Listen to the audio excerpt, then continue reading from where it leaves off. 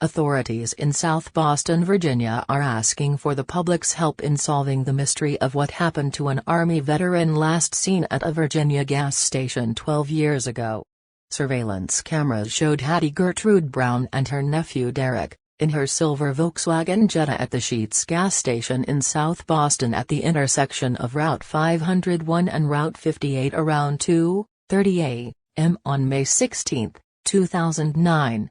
12 years is long enough. We need that one courageous person to come forward with information. Finding Hattie would provide considerable closure and peace to her family, who has now spent more than a decade suffering from not knowing what's happened to their loved one.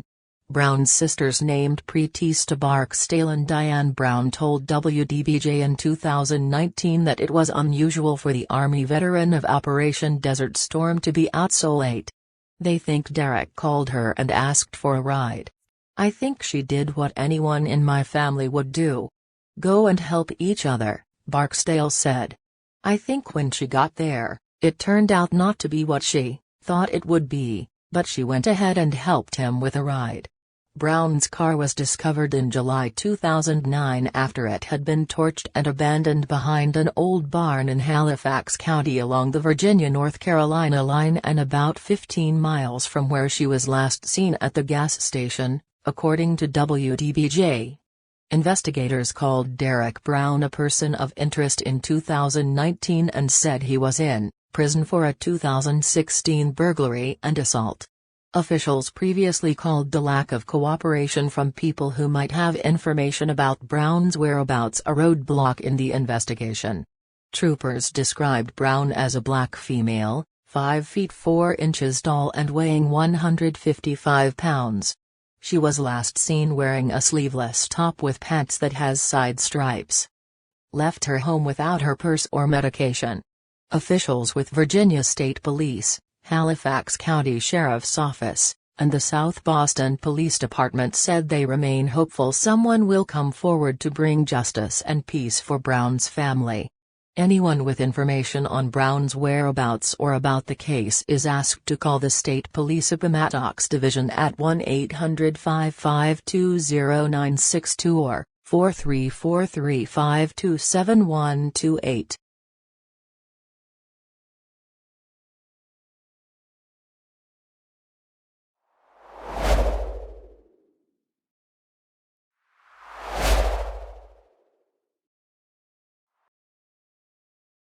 It's been over a month and a half in Hampton, Virginia since 4-year-old Cody Bigsby was reported missing by his father Cody Bigsby, whom has legal custody of him. There's still no sign of Cody. Volunteers are still looking for any clues or evidence that could lead to where little Cody is. Back in February, supporters are advocating to create a Cody alert to find missing children. The Change.org petition has already received more than 5,000 signatures for the new alert. This request comes after police recovered a piece of clothing in the woods behind Cody's neighborhood, the Buckrow Point Apartments. Police has yet to confirm if the piece of clothing is related to Cody. This case is under many local citizens' view, but unknown to mainstream media due to the lack of empathy from Police Chief Mark Talbot, whom stated, "The sad fact is we didn't need any additional mechanisms to get the word out." He also had previously said the case didn't meet the criteria for an Amber Alert. The group calls on police to be more active and transparent in the search. Talbot concluded with, "We've tried hard to avoid a search for a 4-year-old boy to become a sideshow. We will continue to work and do everything we possibly can to figure out what happened to this child. We will leave no stone unturned. We have not stopped since day one. We have continued to follow the evidence." Currently, Cody's father, Cody Bigsby, is behind bars with 7 counts of felony child neglect. He admitted to investigators that he left his young kids, ages 5, 4 and 2 at home alone dating back to December. On January 25, Bigsby told investigators he left the children for about 2 hours to run errands. Just 6 days later, he reported his son Cody missing to Hampton police. Throughout Cody's disappearance, a wall in front of the Buckrow Point Apartments honoring Cody has grown with several people leaving posters and balloons to keep Cody's name alive. Hampton police are request anyone with knowledge or whom have seen Cody Bigsby to contact the police department at 7577276111.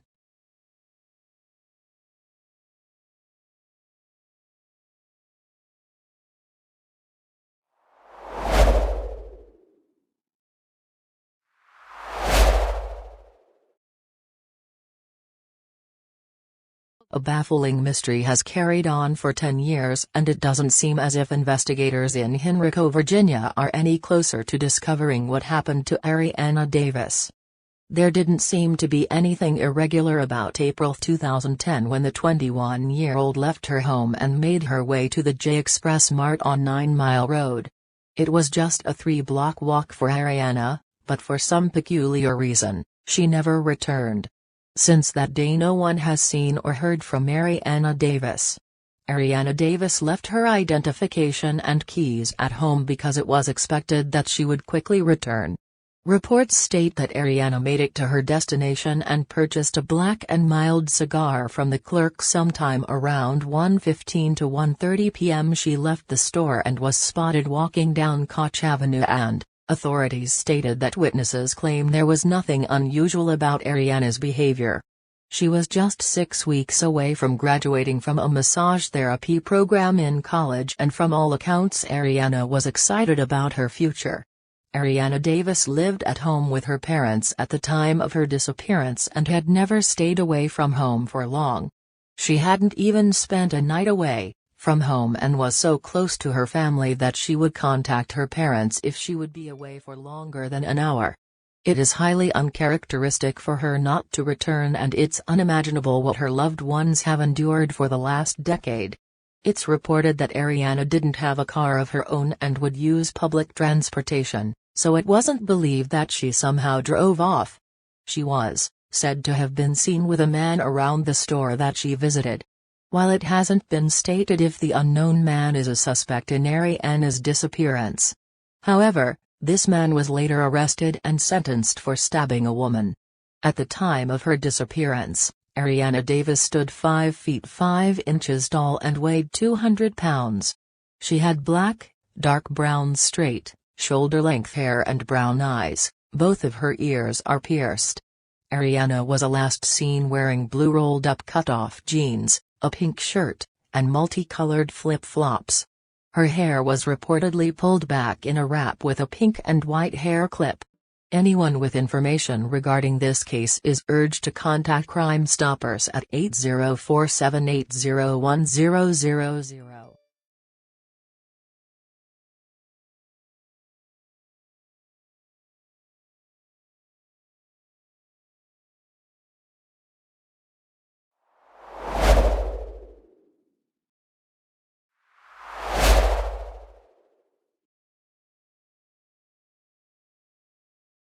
Lisa Jameson was last seen in November 1991 when she was 23. Now over 31 years later, Jameson's son, who was 2 years old at the time of Lisa's disappearance, still wants to know what happened to his mother. February 3 is recognized as National Missing Persons Day, and according to figures from the National Missing and Unidentified Persons System, more than 600,000 people go missing each year. 3 decades ago, a woman named Lisa Jameson vanished in Gilbert, Arizona. It was early in the morning on November 4, 1991, when Jameson, who was 23 at the time, had just wrapped up an overnight shift at an electronics business. On that day Lisa was wearing a pink shirt, blue jeans and white shoes. She had on a silver rope necklace and silver, herringbone necklace. Lisa dropped off a co-worker near McQueen Road and Chandler Boulevard at around 7:15 in the morning, and that was the last time she would ever be seen or heard from again, leaving behind her son Kyle Collins, who was 2 years old at the time. For Collins, the memories of his mother come in waves. Like the sound of his mom's laughter, as well as the energy she brought into a room. In 1991, Collins lived in Gilbert, Arizona with Lisa and his stepfather. The day his mom did not return home, she was reported missing to police. But Collins says she had one last dinner with her parents before going to that overnight shift, and revealed important news. She had just told my grandmother that she was pregnant, and that she was actually scared to tell my stepfather at the time, said Collins. Police officials say Lisa left all her personal things at home, and no money was taken out of her bank account. Family members could not believe she would leave town on her own accord. That was the main argument from Gilbert police, was that she could have just left, she could have just run away. My family begged and pleaded that she would never do that. She would never leave me behind, that's not in her character at all, and we just know that's not what happened. Then, a discovery was made in Phoenix on December 3, 1991, about a month after Lisa's disappearance. Lisa's car, a red 1989 Pontiac Le Mans, was found in the parking lot of an adult bookstore at 48th Place and E. Washington Street. Gilbert police say no evidence was found in her car. Initially, detectives questioned Lisa's then-husband as a person of interest. Nothing came out of it, and Collins says his stepfather has moved to Bolivia. As for Collins, his grandparents adopted him, and their family has been left with a mystery ever since. I am 100% positive that it's foul play, and I don't have a question in my mind, and I believe I know who it is as well, said Collins. Officials with the Gilbert Police Department have not publicly said that foul play is involved in Lisa's disappearance. He also believes the case did not get enough media attention. There definitely was a lack of coverage. There was a lack of just overall publicizing what had happened. Collins was asked about the treatment of missing people of color by law enforcement and the media. I believe that now, things have gotten increasingly better and will continue to get increasingly better, but it still needs to be better, said Collins. The fact that it needs to be better says enough, and I believe in 1991, it was thousands of times worse. For 14 years, the Black and Missing Foundation has worked hard to advocate for families of color trying to find their missing loved ones, in an effort to bring awareness to cases like Lisa's that are rarely seen on national television. Not one person can name one male, female, or child in the Black and brown community that has garnered mainstream media.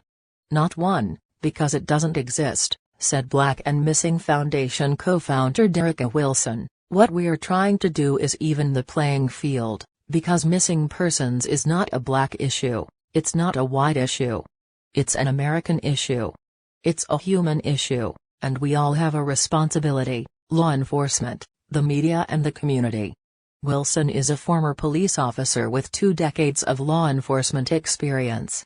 She says cops needs more training provided for missing persons cases. To speak to my tenure in the police academy, we dedicated about 1 or 2 hours to missing person cases, because missing persons is not considered a crime. And so there's not a lot of resources that are devoted to missing person units across this country within these respective I talk to my mom every day, said Collins. I'm not worried about the details and the nitty-gritty. I'm worried about getting someone who is running around like it didn't happen behind bars. Anyone with information about Lisa's case should contact the Gilbert Police Department.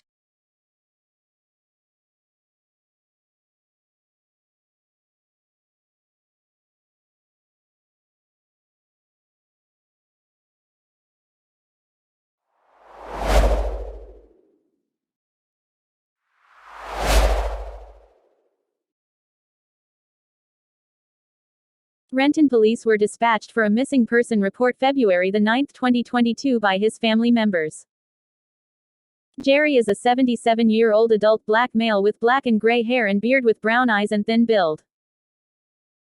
Family advised Jerry was last seen at his apartment complex in the 300 block of Wells Avenue South in Renton, Washington on Wednesday, at approximately 5:30 p.m.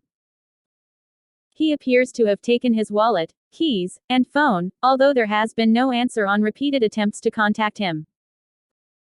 Jerry may be suffering from memory loss issues, as well as experiencing some health-related complications that could put him at high risk without medical attention. Family have been checking locations he's been known to frequent, such as the downtown Safeway on South and 3rd and the adjacent 7-Eleven corner store. They have also checked the area hospitals, but have not been able to locate him. Jerry's loved ones are very concerned for his welfare as it's highly unusual for him to be gone for extended periods of time without contacting family.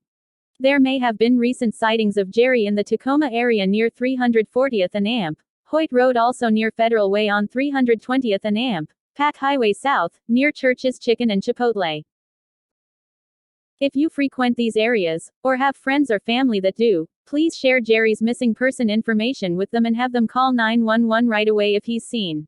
Jerry's missing person bulletin has been shared with both Tacoma and Federal Way Police Department. Jerry is believed to be wearing a dark hat, black coat or sweatshirt, dark blue jeans with dark color or white tennis shoes. If you see Jerry, or have information on his whereabouts, please call the Renton Police Department 425-430-7500 or call 911 right away to report. Thank you for your assistance.